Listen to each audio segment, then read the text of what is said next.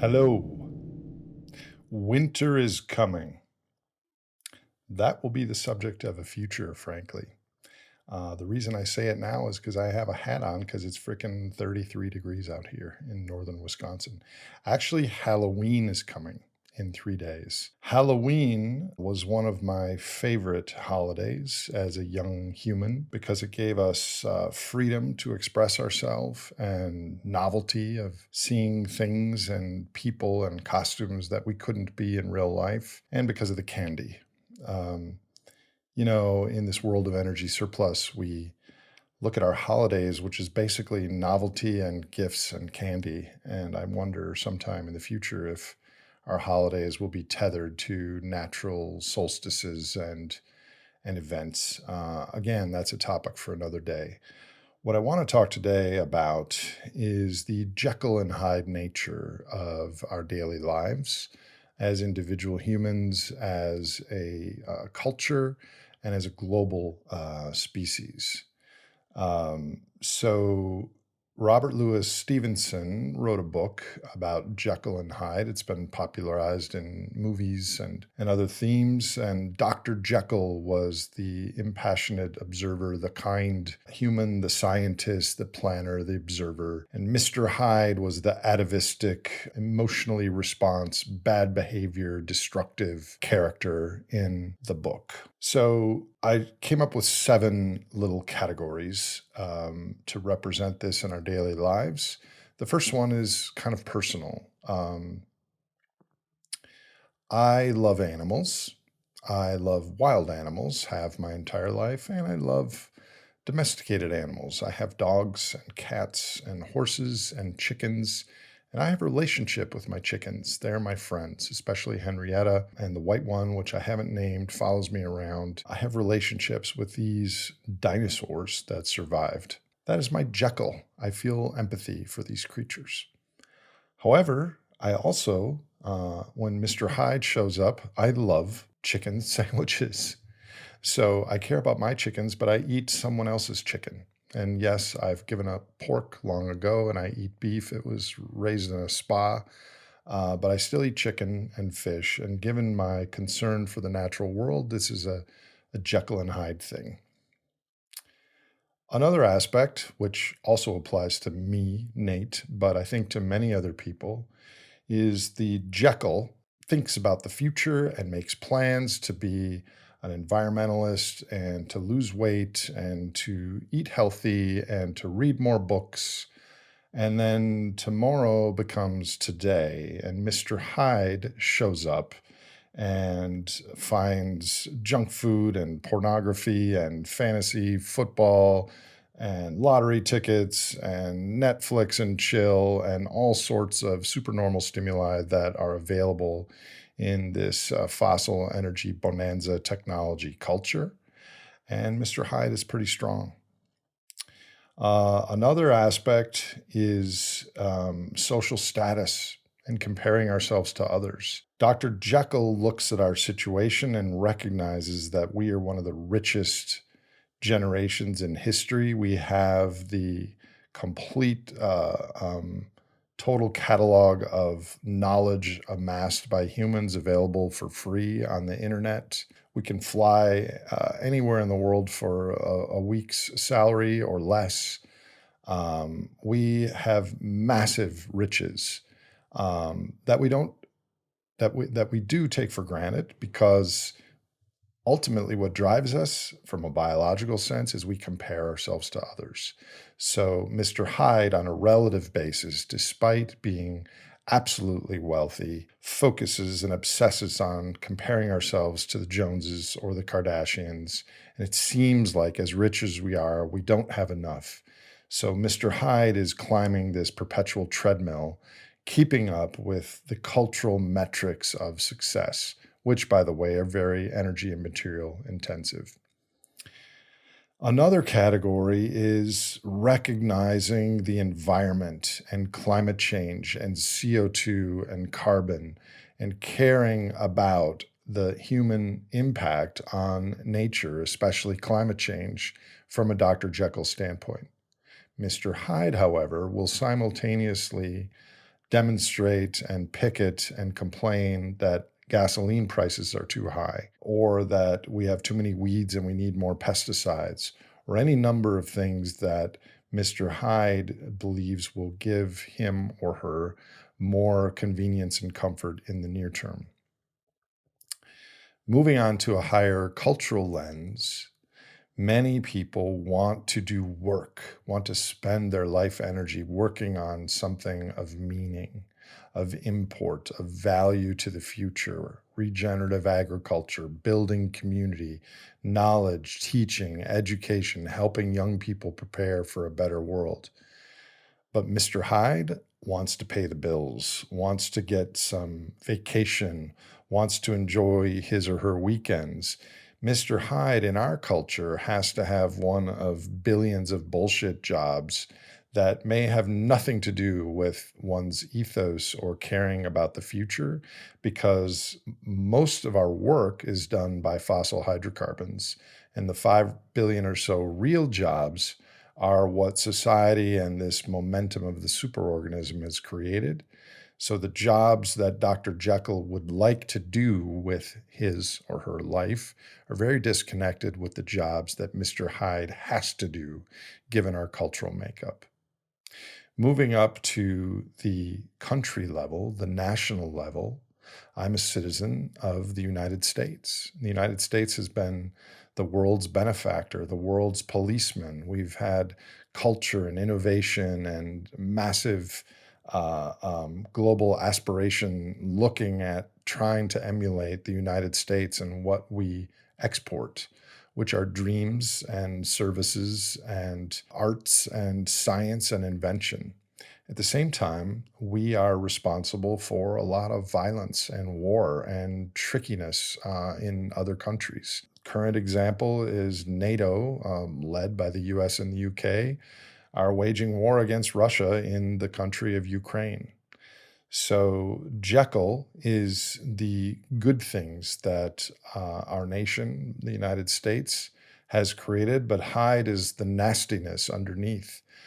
We go to war in Iraq and invent weapons of mass destruction because, well, Iraq has oil. So maybe it's that I've gotten older, or maybe that the tea leaves have gotten clearer, but I am both proud to be an American, and sometimes I'm ashamed to be an American because of what I witness. At an even higher scale, the seventh shade of Jekyll and Hyde is being human. There are 8 billion humans alive today. Based on the number of people and the amount of our goods and services per human, we have 1,000 times the impact that our forebears did just 500 years ago. And look at what's happening to other species, to the oceans, to the climate, to plastic pollution. All these things, it kind of makes us feel as if all the accomplishments and the progress and the beauty and the art and the science that the human race has contributed during the past 500 years, the Mr. Hyde side of that, the dark underbelly, is our impact on the natural world. And I am a human. So this Jekyll and Hyde dynamic applies at multiple scales. So where do we go with this? So Robert Louis Stevenson, at the end of the book, of course, as many of you know, it turns out that Jekyll and Hyde were the same person. They were two aspects of a personality within the same human being. And this is true of us as well. Modern neuroscience explains some of this dynamic. There is a left brain versus right brain dynamic. If you look at studying behavioral response with our neocortex versus our limbic system, the neocortex can imagine and plan for the future, but the limbic system, our mammalian brain, cannot feel or visualize the future. We make emotional responses in the short term. So what does this mean? Let me revisit these 7 scales. On the first scale, with the chickens, what do? Well, we ultimately need to merge the Jekyll and the Hyde in each of us. As far as the chicken example, we have to understand the system science and find a balance between our wants and our ethic, between your Jekyll and your Hyde. And no one is perfect. And if we try to be perfect with our behaviors, we're going to end up having a hostile takeover by Mr. Hyde, much like Mr. Hyde kind of did a hostile takeover of our species around 10,000 years ago. The second thing about dopamine and our short-term time focus, fossil surplus and the resultant technology has disconnected our work and our motivation from our reward. And neuroscientists like Andrew Huberman have suggested things like dopamine fasting or retethering our motivation with the work that leads to reward.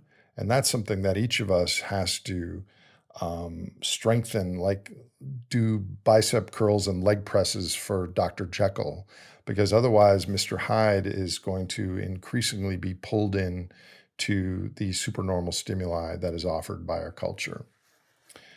Back to the status. We will always compare ourselves to others. It is part of our biological heritage.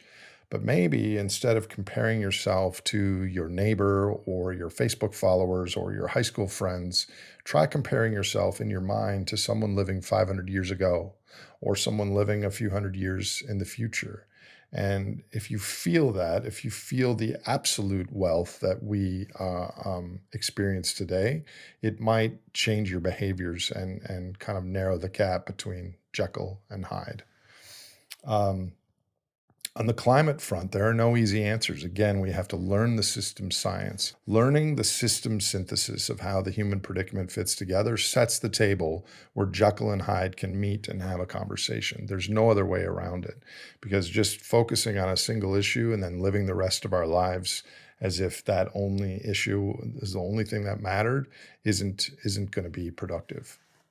As far as the jobs thing, unfortunately, our culture has created not enough jobs where we can work on sustainable and desirable futures full-time and make a living. So on this one, for many people listening, especially the young people watching or listening to this, instead of worrying about the job, maybe focus on reducing your own energy and monetary needs, which would narrow the gap between Hyde and Jekyll and give you much more flexibility into the future.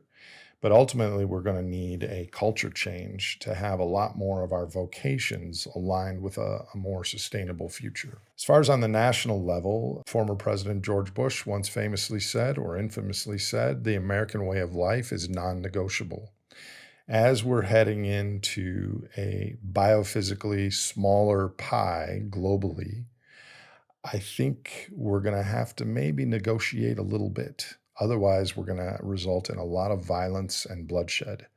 So a little bit of negotiation on national aspirations and material throughput expectations of the future is probably in order.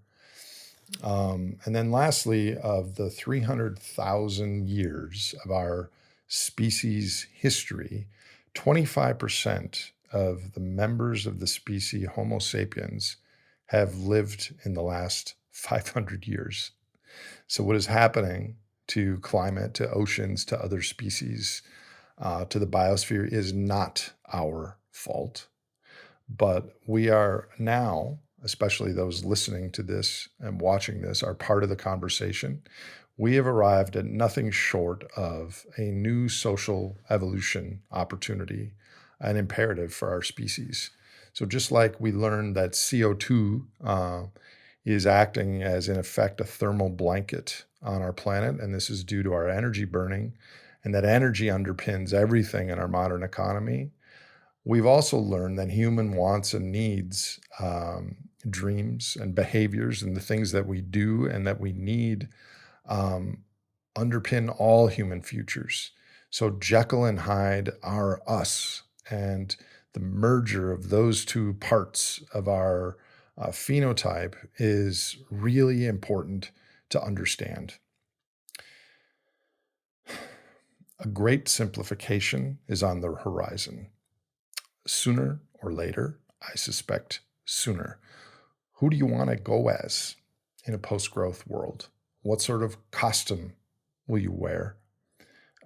Who do you want to be? I think this is something worth thinking about. Uh, that's all for this week. Next week is an election, so I have to think about what I'm going to say there. You might guess, maybe not. Have a good weekend and happy Halloween. Chippy chippy. Chippy chippy chippy. Good morning, little babies. Good morning, little babies. Chip chip chip chip. Chip chip chip chip. Chip chip chip chip. How many you got under there, Mommy? How many are under there? Your little baby just pooped on you.